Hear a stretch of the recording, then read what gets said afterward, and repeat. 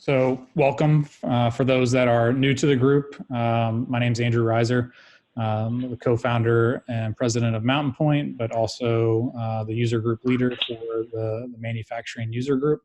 My contact information is there if anybody needs to reach out and get a hold of me with respect to this user group.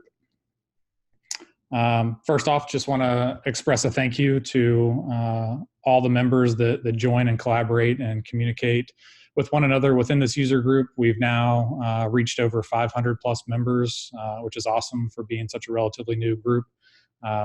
Like I had mentioned earlier, this is representation from around the world with organizations and a combination of SIs, app exchange providers, folks from Salesforce, and more importantly, end customers and admins and developers.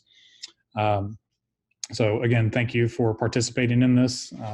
As folks continue to join, please welcome them in. And again, this is meant to be a collaborative environment, so don't hesitate to post questions, share insights, tidbits, all that stuff through the Success community. So our 2019 plan for this is obviously to continue to grow this community. Like I mentioned, we are over 500 members now.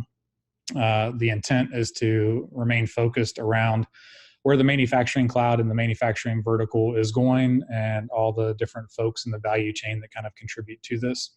So we ask and want you as trailblazers to ask questions, engage in discussions, share best practices, and really use this Success community as a format for collaboration. Our cadence is we have a planned virtual meetup every other month. So we'll likely have another one in the October timeframe leading into Dreamforce. So hopefully by that, there'll be some agendas and stuff like that around manufacturing's specific events and or presentations out at Dreamforce. So our goal is going to be to try to time the next user group around conversation for Dreamforce. And typically the format of these is usually the housekeeping items, which I'm going through right now. And then our goal is for each of these virtual meetups to have some sort of representation across one or more of these categories. So whether it be a Salesforce presentation from the industry teams, product teams, or success teams, other community group members that want to tell their company's transformation story, or challenges and tribulations that they've been able to overcome specific to the platform and manufacturing, industry thought leaders, and then also app exchange partner presentations, which we'll have today. So the way we kind of view manufacturing cloud and is kind of all encompassing. So Salesforce does a great job of talking about the customer 360 and all the integrations and information around gaining insights and information around the customer.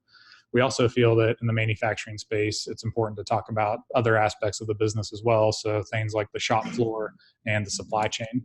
So a lot of what we try to cover is usually Salesforce specific, but sometimes we will share industry highlights and kind of the vision of where other thought leaders are seeing kind of this space evolve. So without further ado, today we have two great presentations. The first one is going to be from James Lumb and Mike Getchis. James is the co-founder and CEO of Zenkraft, and Mike is the general manager. And Zenkraft is a third-party app exchange, one of the early on app exchange might have you. And their focus and their presentation today is going to be on completing that customer 360 with logistics integration. Shortly following them, we will have Shekar. Shekar is the vice president of product marketing for Jitterbit. And for those that aren't aware of Jitterbit, Jitterbit is an integration platform as a service. And Shekar is going to talk to us about the importance of integrations, APIs, and kind of where he sees the product and this space in manufacturing going. So very excited to have you all today. And without further ado, I'll pass controls over to James, you or Mike? Mike. Over to Mike. Okay. All right. Great. Can you see my screen? Yes. Okay. So thanks for the introduction. My name is Mike Getchis, and I work for Zenkraft. We have a few things we'd like to cover today. I'm going to go over what it is that we do briefly. James is going to talk about trends in logistics and how to keep pace with those, and then how Zenkraft provides those solutions. And then if we have any time, or hopefully we will have some time for any questions that come up. So as Andrew mentioned, Zenkraft is a very early partner on the App Exchange. We started with a FedEx application in 2009 and have grown to support 50 plus global carriers with both parcel and LTL services. These are some of our customers. Because we take this approach of using the App Exchange or leveraging the App Exchange, what we've done is essentially package the core functionality of these carriers into a very extendable and customizable managed package that can address the core functions of these carriers. So things like requesting a quote, how much would it cost to ship this order, actually fulfilling orders. So for our customers using platform native solutions for their ERP, we can actually generate shipping labels and print them out of the Salesforce platform. We can also do things like schedule pickups or manage returns. We can also email return labels. So we have use cases from the quoting process to fulfillment and managing returns and exchanges. With that, I'm going to turn it over to James, who's going to talk about some of the trends that we've seen. Thanks, Mike. Yeah. So you can't really, in 2019, talk about logistics without talking about Amazon. We're seeing, every day Amazon's just having really a profound impact on the industry, and they're kind of almost becoming the standard setter where everyone else now has to follow suit. So here are the three key areas where we're seeing them having the most impact. The first is really around free shipping. So typically now, especially in the e-commerce sector, about 65%, according to a study, of consumers will actually not proceed to checkout and will go somewhere else if the shipping is not free. So really, free shipping now is becoming the norm and the expected, and it's actually uncommon now to see during the checkout process, people just abandon and go and use your competitors if you're not offering a free shipping service. In addition, goods are expected to be delivered faster. Really important from a B2C perspective. In fact, we just saw in June that Amazon announced that their Prime service, the 10 million products initially, will be upgraded from a 2-day service to a 1-day service. But also in a B2B environment, this is also becoming important because manufacturers and also retailers just don't want all that capital tied up in excess inventory. So we're seeing more and more just-in-time shipments happening, especially around the healthcare sector where goods are often more expensive. And then the last thing really we're seeing is around returns. So bricks and mortar return rate is typically around 10%, whereas in e-commerce it's more like 30% across all categories. So if you're not providing free and easy returns, you're not building trust with your customers, and ultimately that's going to have a negative impact on the conversion rate of your customers. So this is what Amazon's doing. But how is this having, how's the rest of the market responding to this this trend or this standard that Amazon's setting? Next slide, please, Mike. Got it.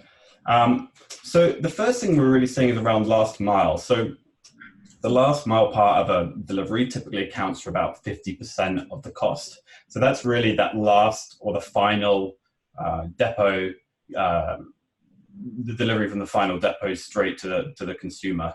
So we're seeing UPS and FedEx offer these new services. For UPS, it's Mail Innovations. FedEx is called SmartPost, whereby they're handling all of the shipment from pickup to distribution, but then actually it's being dropped into the USPS or the Postal Service for that final mile piece of delivery. And that means that, especially around e-commerce, those shipments can be delivered much more cost effectively than if FedEx or UPS did the entire delivery. We're also seeing more innovation within last mile around crowdsourcing. Probably actually the most popular crowdsourcing service is Flex. And this is where third-party contractors are being hired to do the delivery on the company's behalf. But we're seeing that crop up more and more, especially within metropolitan areas. And then obviously looking further into the future, drones and unmanned vehicles are increasingly being used, but we're not actually really seeing those yet in 2019 being used on a wide basis. The next thing that we're seeing is digital freight forwarders. And this is really driven by the poor reputation of traditional freight forwarders who are still running their businesses on fax, on email. And in fact, I actually just read a recent study where the average time to get a quote from a freight forwarder is up to 100 hours. So we're seeing these digital freight forwarders take market share from the traditional players. These guys have got better systems, they've got better integration capabilities, they're automating back office processes, which would typically account for up to about 40% of cost, and they're providing a much better overall experience to the shippers. And lastly, just from a freight forwarding perspective, FedEx and UPS have got some great services for consolidating shipments across borders, so IPD and Worldies allow groups of shipments to clear customs as a single shipment, which again is great for international trade. And then lastly, just from a trends perspective, we're seeing a ton of innovation around robotics, but this is both inside and outside the warehouse. So inside, we're seeing lots of innovation around pick and pack, so automated picking and packing machines, because really these fulfillment houses of the 3PLs, their profitability is based on the pack rate. So we're seeing a ton of innovation there, because if they can increase their pack rate, they can ultimately make more profit. Outside of the warehouse, you only really have to look at the news to see all the hype around trucks and autonomous vehicles. We're seeing the carriers adopt a lot of those capabilities. So I guess the question you have to ask is how many people are going to be involved in the future in the kind of operational level of logistics? So Mike, next slide. As a manufacturer, what can you do to benefit from these innovations? Well, the first thing you have to do, you have to integrate your LSP with your system of record. So that might be your ERP, your CRM, or your e-commerce platform to basically allow the data to easily flow back and forth from your shipping vendors to your system of record. And this is going to mean that you're more agile. You can augment your carrier mix quite more easily. So for example, you can add and remove carriers much more dynamically. And this is going to enable you to use the innovative solutions that I mentioned on the previous slide that are going to become more and more available in the future. The next thing you need to do is automate your processes. For instance, in your ERP, as soon as the goods are ready for shipment, perhaps you'd like to pre-book the shipment ahead of time so you can use a slower service, which is going to cost less money. Also, what we need to think about is smart decisioning as well. So maybe you could use Zenkraft boxing algorithm to break down a shipment into 2 different parcels instead of one larger parcel that could then potentially cause oversized charges by the carrier.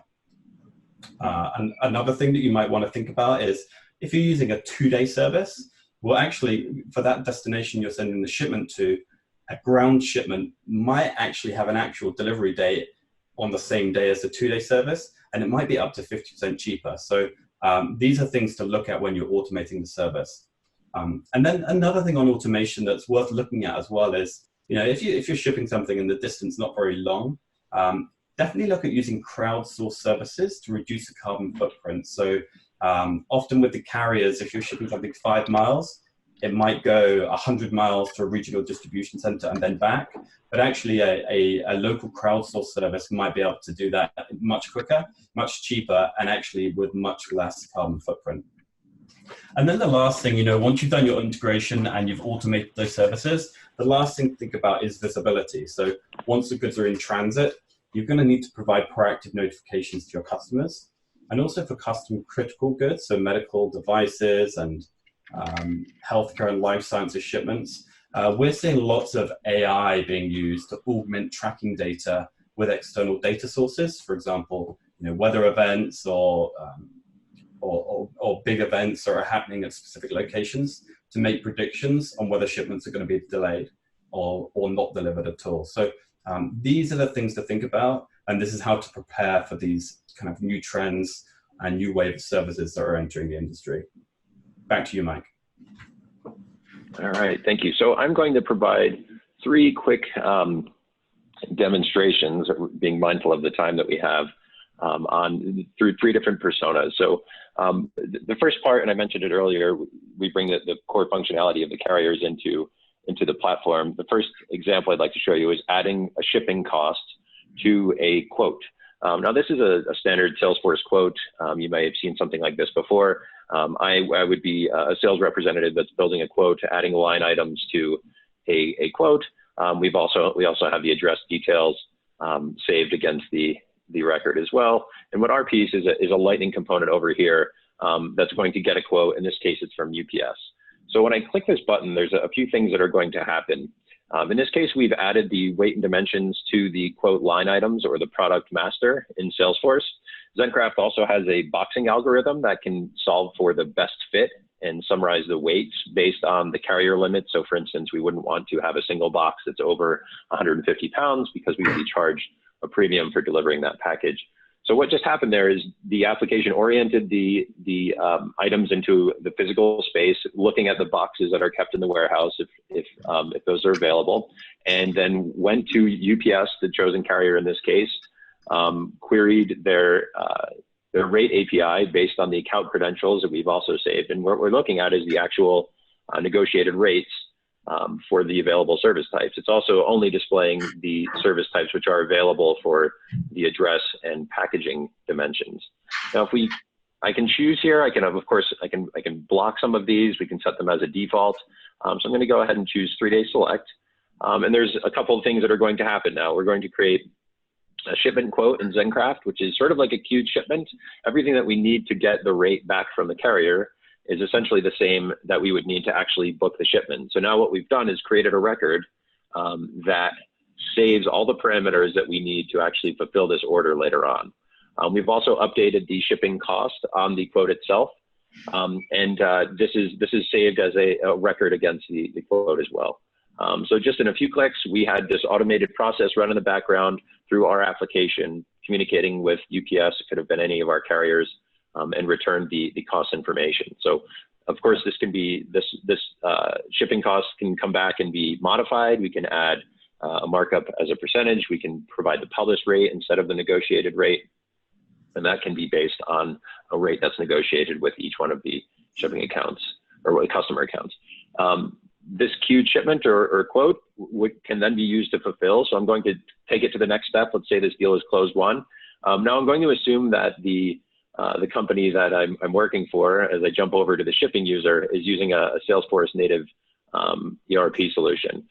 But if we did need to go outside of the platform, this queued shipment or quoted shipment, like I said, has all of the parameters necessary to actually schedule the shipment. So if this needed to be passed to a 3PL or maybe accessed through a community and fulfilled by a partner, they could use this to make a call to UPS or to really any other carrier that they may decide to use to fulfill it. So now we're changing personas. We're in the warehouse. We have a list of orders that we need to get out the door. This could be a shipper object on a platform native ERP. Some of our customers use an order object for this, depending on their inventory requirements. And again, we have a shipment related list here. What I'm going to do is just click new. So this would be traditionally a user might jump into a different system, or maybe they're working off of a flat file. They have an EDI that's loaded into a shipping platform. We're working on the same source of truth that was built, that was created after the sales process was fulfilled. So what we have here is an interface where in the background, all the details for the address information, the billing account, and the service types that were determined at the quoting process have all been passed through to this interface now that we will use to actually get a set of labels from the carrier. We have a scale integration that can weigh the packages as well, so we support printers and scales. I'm going to allocate the line items from the order into a package. So I've just added a package. Of course, we can use that boxing algorithm logic that we established at the point of quoting if this isn't necessary. And I'm going to add a second container here as well and allocate the remaining items into that box. And so we can pack these in. Now, what we're doing here is we're creating a relationship between the containers and the product lines on the order. So what's going to happen when I click ship, we're going to go to UPS. We're going to update that order as shipped. We're going to get the labels back. and we're going to start tracking this package, or this series of 2 packages. It looks like I'm gonna have to add a wait here, and we'll ship again. As I mentioned, we do have a printing integration. So at this point, the labels would print, the order is updated to shipped. So we can have a series of workflow, sending out branded tracking notifications, letting the customer know that their order is on the way. And we have a complete record of this shipment. So this just came back from UPS. Here's our tracking number. We'll have a shipment state section, which is a path across the top. This will be updated as the carrier moves it through delivery, allowing us to build workflow. We also have the labels saved as an attachment if we need to reprint them. The shipment state section updates every hour, so we can see when it's to be delivered. The cost information is coming back as well. We have some reference fields that we've included, the service type and packaging type. Everything is here, and this is a one-to-one match for the carrier invoice. So you can relate this to maybe something in your accounting processes, allocate it to the correct cost center. Here are the labels that are saved as an attachment. This is a PDF or GIF version that we've returned. We can, of course, support zero-thermal printers. And then again, as the package moves through delivery, as UPS reports these items as being delivered, we can trigger workflow. We can also see if there's a problem with delivery. So if, as James mentioned, there's a weather event, this is going to be noted automatically in Salesforce. This can trigger a series of workflows. Then the final use case or persona that I'd like to show you is managing a return. So a lot of our customers might have a use to recall an item to be repaired, or maybe transfer stock. So they need to move it from one location to another. Maybe they need to send out a loaner tool or something to that effect. This is usually managed on the Salesforce Service Cloud on the case object, but this could be configured to run on any object, and that goes for all 3 of the use cases that I've spoken about: coding, actually fulfilling orders, and managing returns. The application is fully extendable to any of your objects. So let's say I'm having a conversation with James here, who needs to return his grill. We've decided that through our conversations that it's time to return the item for warranty or replacement. So we have the shipment related list over here again. I'm just going to click new, and we're going to have a completely different use case address. In this case, we're going to pre-populate a request to FedEx for a return label. We will email it to James and start tracking it. This interface, this is a second interface that's available through our solution. It's a more simple interface. We're not allocating products into a container any longer. We're going to create a return shipping label and email it to James. So all of the information that we have, service type, packaging type, certainly James's address, information about the product, the weight and the dimensions have been passed through. It's actually possible that the click that I made to get to this page would have just run all of that automation. But I just like to stop here to show you what's actually happening. It's populating the information from the case into a request to FedEx, and then we're using workflow to send the return label as an email. So when I click ship now, there's going to be a series of automations that happen. We're going to update that case status. So the customer service rep knows they need to give James a few days to actually drop the item off or have it picked up with FedEx. We're going to create another shipment record. This is going to be for a return shipment. So we have a separate series of workflows. We can have action taken if the item is not dropped off, because we can tell it hasn't been scanned by FedEx. And we can also take action once it has been delivered. So perhaps reassigning it to a representative to evaluate it for a warranty. We have a relationship back to that case. I won't go through the shipment record again. It's very similar to the one that we just went over. The status has been updated to return label sent through workflow, just by virtue of the customer service rep emailing that label. If we need to, we can quickly resend the same label to James, allowing us to continue that workflow, because we have a relationship between the case and the tracking number. So if he loses that label, we can help him out. Or if he decides that he needs to schedule a pickup, we can quickly do that from this record as well. So we can click another button, and the FedEx truck will show up the next business day and carry the item off for a return. So those are our 3 sort of common use cases. Thank you very much for your time. I don't know do we have time for questions? Are we doing that, Andrew? Yes, we'll field a couple questions. If anybody that's on the line wants to submit one in via chat, go ahead and submit that in. And if we don't have any that come through immediately, then we can save those for the end as well. There was a couple that I saw. Bear with me here for a second while I pull it up on my other screen. Sure. So I think one of your early slides supported a list of customers, but do you also have a list of carriers? So you mentioned the top kind of carriers that people are familiar with, but I would imagine that there's probably hundreds or thousands or so. So can you kind of talk to the supported carriers that are out there? Sure. I could pull up if you Google Zenkraft supported carriers, you'll get the results. I have it on my screen here. So just a note about the shipping industry. North America is kind of dominated by FedEx, UPS, US Postal Service. In Canada, it'd be Purolator and Canada Post. We have all of those covered, but we are dual headquartered. So James is actually in the UK.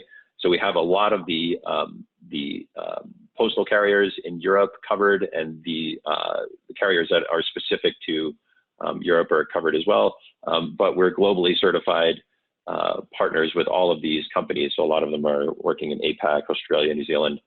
We have the bulk of the market covered. We're also very good at adding carriers. So we can add a carrier in about a week. That's sort of the tempo that we've had. We're very customer focused. We have a lot of existing customers that move to new markets and have the need for a new carrier, so we can quickly add those. Awesome. I can share this link. Yeah, very cool. We can include that link as well.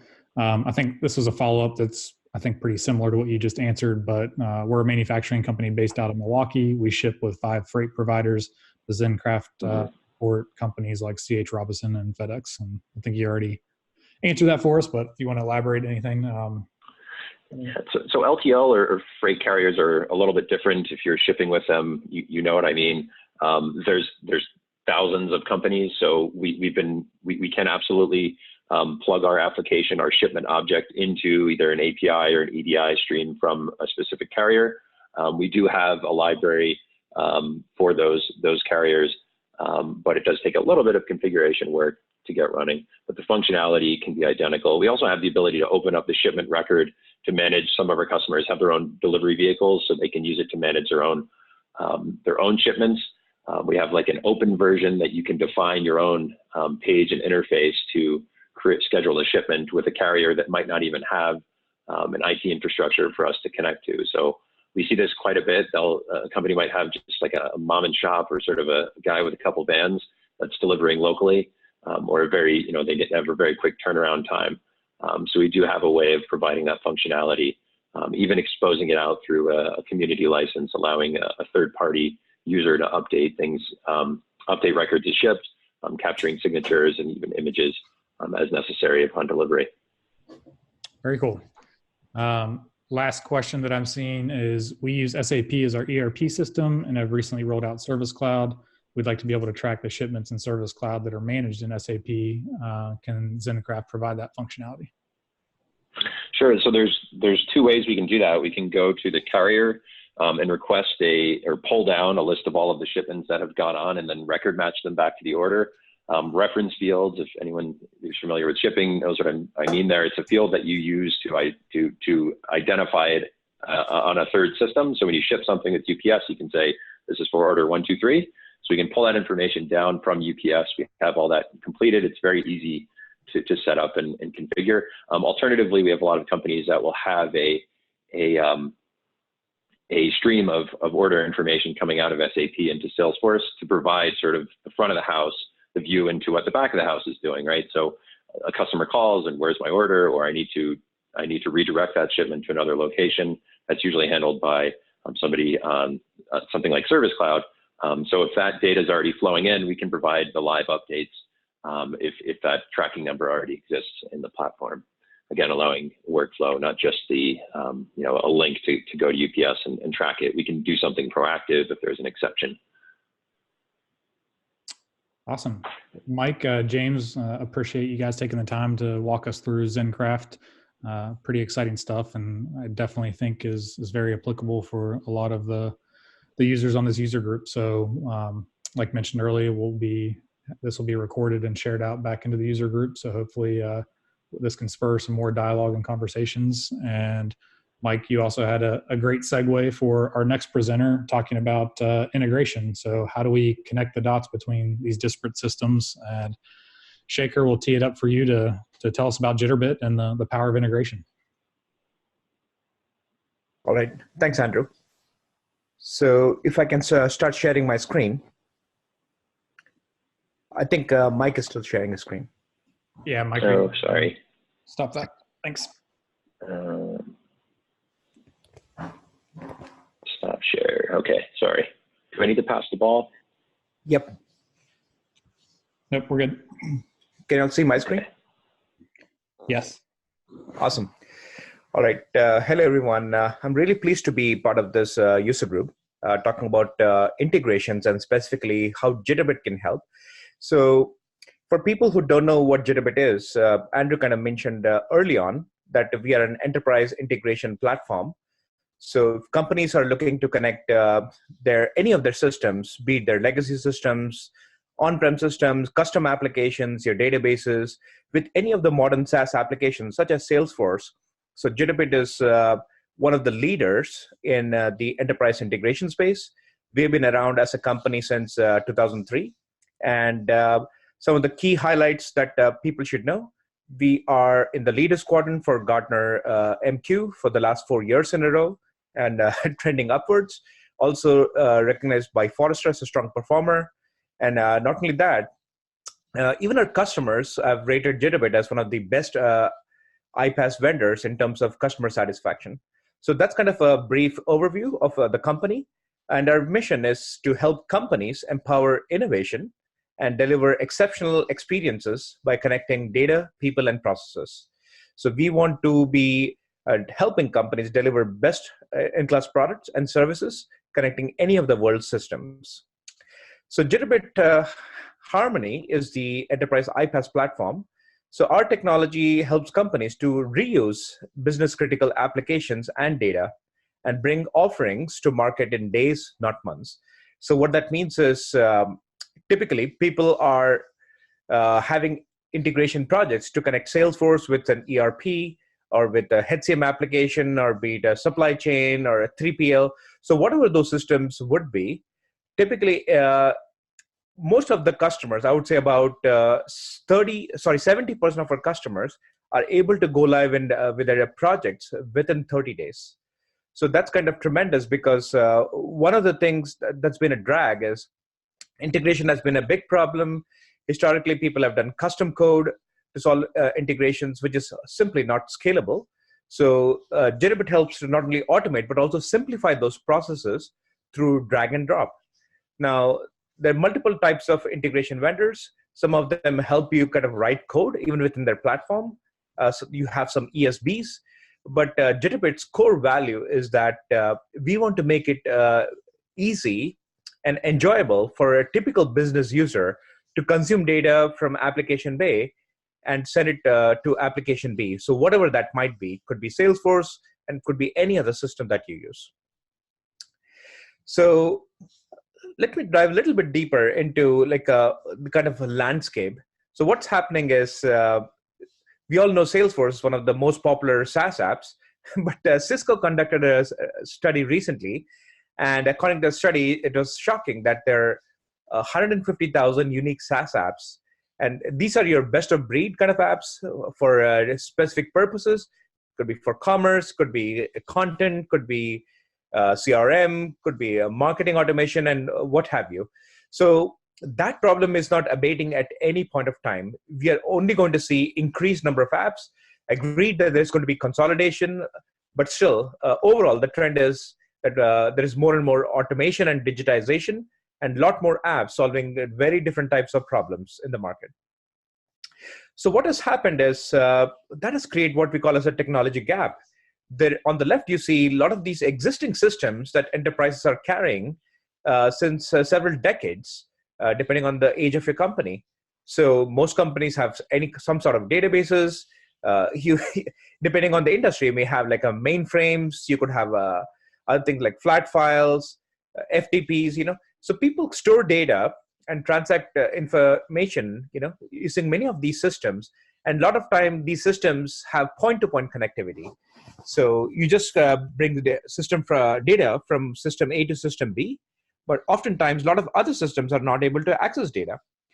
Now, on the right, we just talked about the proliferation of all these SaaS apps, but guess what? SaaS is not the only category.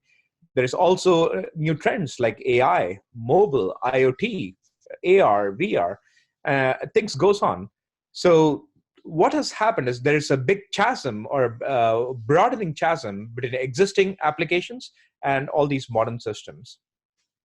So that's a problem that Jitterbit is trying to solve.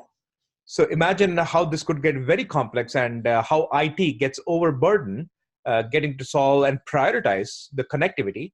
So Jitterbit kind of helps, not only through our platform, but also through a consultative approach to help companies identify the biggest problems and build connectivity across their whatever is their center of their transaction. So for example, if a lot of companies have Salesforce, this center of the universe, and a lot of other systems are pretty much sending data to Salesforce, or Salesforce is pulling data from various systems.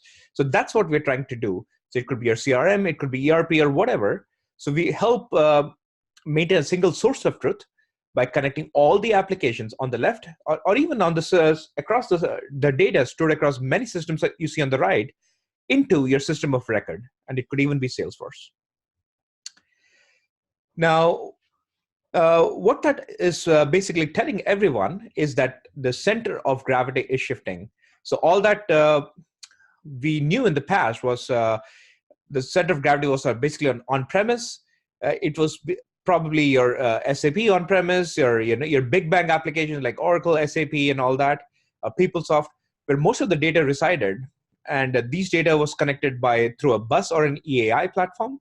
But now we just talked about SaaS applications like Salesforce, Dynamics, and all that.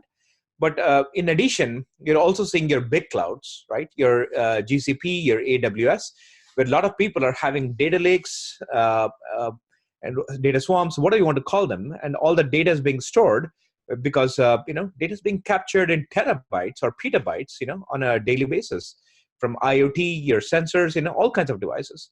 So Jitterbit actually helps pull all that data into your center of gravity. It could be your ERP or it could be your CRM via both integration and APIs. Because one thing that the whole world knows is we need modern transaction currencies on how data is moved, and APIs is increasingly become the transaction currency of how data gets moved. And we help companies consume that data, which is pass APIs across systems into Salesforce or any other platform. Or if your system does not have an API, so that's the part that Jitterbit helps. We help in creating APIs, let's say from your databases, your flat files, or any of the systems we talked about, and move that into Salesforce. So what happens is your IT or your integration architects can actually create those APIs, publish those APIs, and manage those APIs.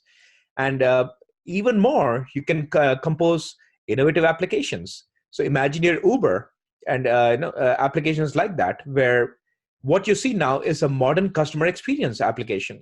Now that's how people transact. But if you look at it really, it's pretty much a reject from all the technologies we already had. So Uber was very successful in actually composing those applications or platform based on all those APIs and capabilities we already existed. So we help companies do that. So that data can be moved within your enterprise or outside your enterprise to your trading partners. So that's the Jitterbit value proposition. Now, very quickly, I'm going to talk about how do you look at connectivity. So traditionally, most of the integration was done by IT. So they were doing point-to-point, as we talked about, or even had specialists who were actually doing enterprise projects at large scale. They were doing bulk data processing and all that. But of late, that integration problem has spread across what you call as line of business people, all the ad hoc integrators. So they want a very quick capabilities or tools to enable very rapid connectivity across systems. So that's something that's come up. So they're probably wanting to do mobile apps, They want to do API creation and send those APIs across Salesforce. So that's kind of the use cases. We also have citizen integrators. So those are the people who are your Salesforce admins, your HR admins, and those people just want data. Let's say, hey, I just want my leads from my marketing automation. I want to pull that into Salesforce. So how to do that quickly? So those people are what we call as citizen integrators, commonly also your business users.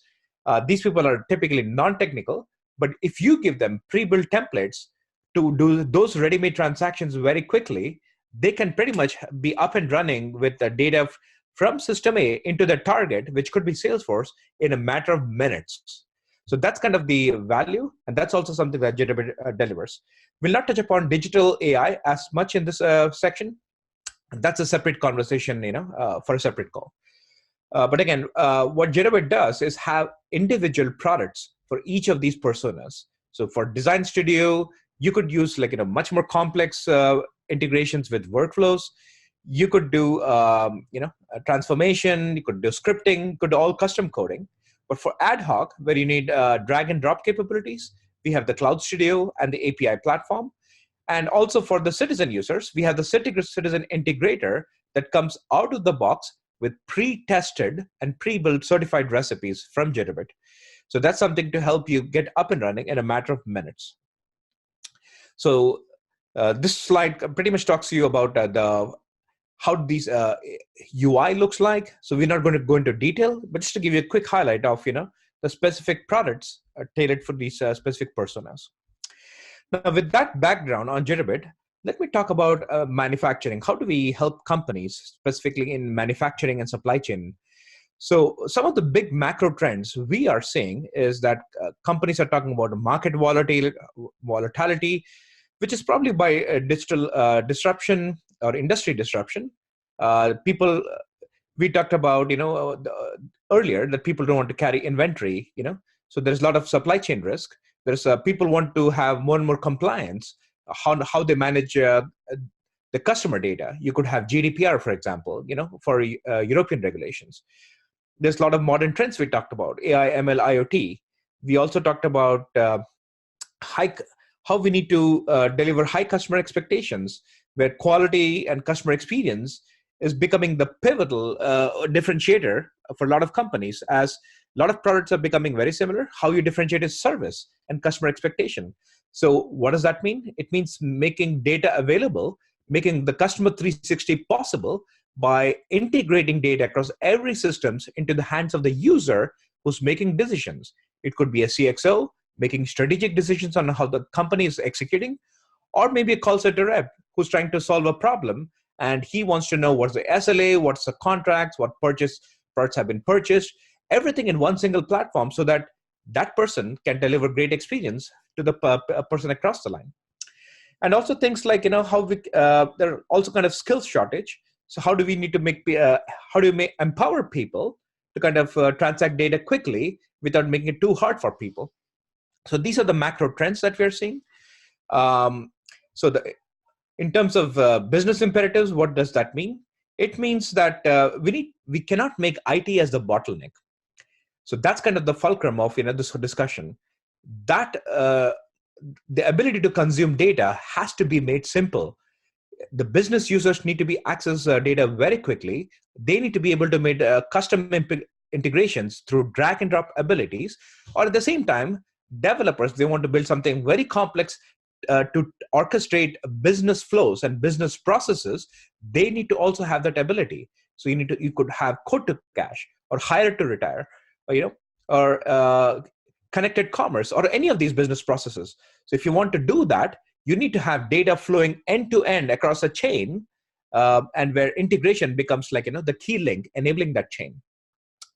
So a lot of other things like customer experience, automation, improving visibility. We talked about all of that earlier. So that gives you a good idea of how we need to make that happen. So now let's segue into what does that mean for manufacturing companies. Now we're getting into the Industry 4.0 age. What is that?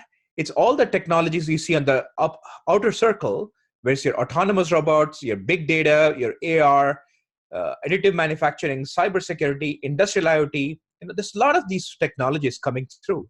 What does that do? That typically means data being generated across the web. As you remember in my previous slide, being sent to the big cloud like GCP or Amazon, AWS. So that's where that data gets captured. But that data needs to be sent across different systems. So for example, in terms of companies that are doing manufacturing, so they might want to kind of help with how do I make the supply chain much more streamlined? Because I want to move my goods very quickly and reduce my inventory. How do I, if I have machines, I want to do predictive or preventive maintenance, not only predictive, but even preventive maintenance. How do I do that?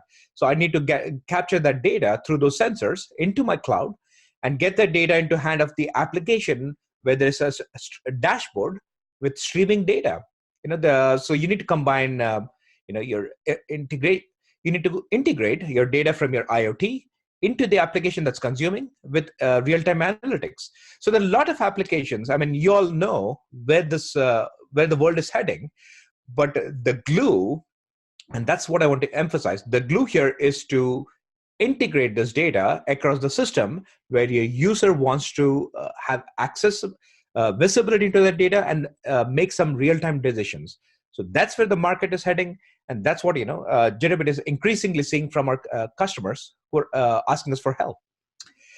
So our company is really ready to embrace this. Now, very shockingly, we found that only 12% of the companies are very advanced, which means they have multiple processes orchestrated and automated. They are consuming data across, the big data sources. They're consuming data across IoT. So making all these processes happen, the digitized processes happen. Most of the companies we are seeing are very early on or made a little bit of progress. So you could say about 60% of the companies have had somewhat progress. But again, they're very early on. Whereas there's, again, about 13% of companies have not made too much progress. So this data did not surprise us. But then what we asked companies is, hey, do you have a strategic roadmap? But only 1/3 of the companies said yes.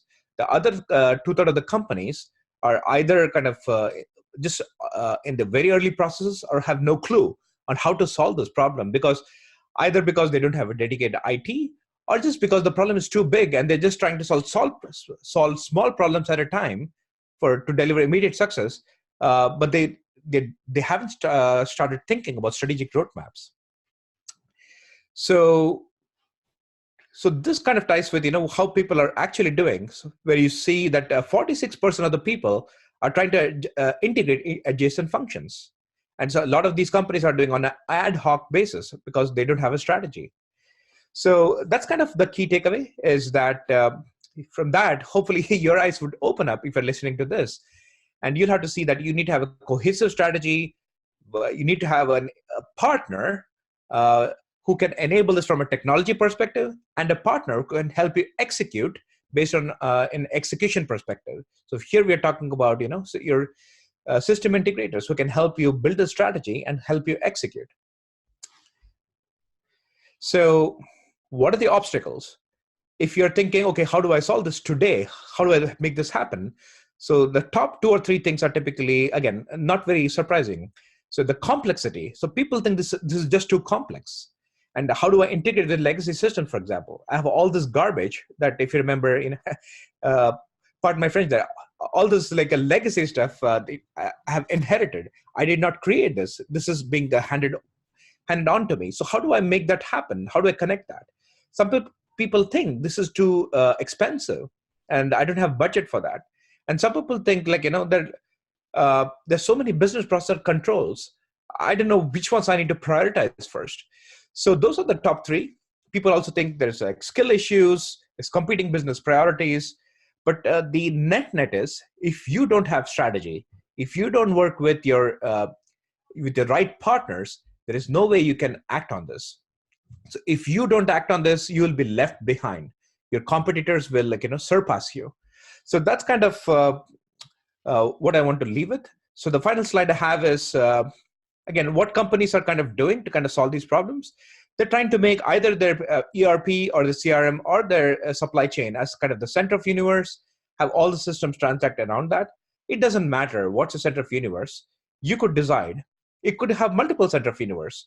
You want to have different systems, interact with each other. So that's your decision. At the end of the day, you need to have a strategy in place, work with, make sure that you have integration as part of your core strategy, and work with your SI to kind of execute on this strategy. So I'll leave everyone with that kind of message. Over to you, Andrew. Thank you very much, Shekar. I think you hit the nail on the head with not only the message, but also just kind of the reality and the results that you guys are experiencing and the marketplace is experiencing. So couldn't agree more. Having a strategy and really thinking through your roadmap is an area that we find a lot of organizations are deficient in. So appreciate you driving that home. If anybody has any questions, please feel free to chat those in. Otherwise, Shekar, Mike, and James, we appreciate your all's time today and presentations. This recording will get posted out probably by early next week, and we'll share out your contact information as well as that goes out. And as another thank you for your contributions to the user group. So hopefully everybody will get value out of this. I know I did, and thanks again. Thanks to be here.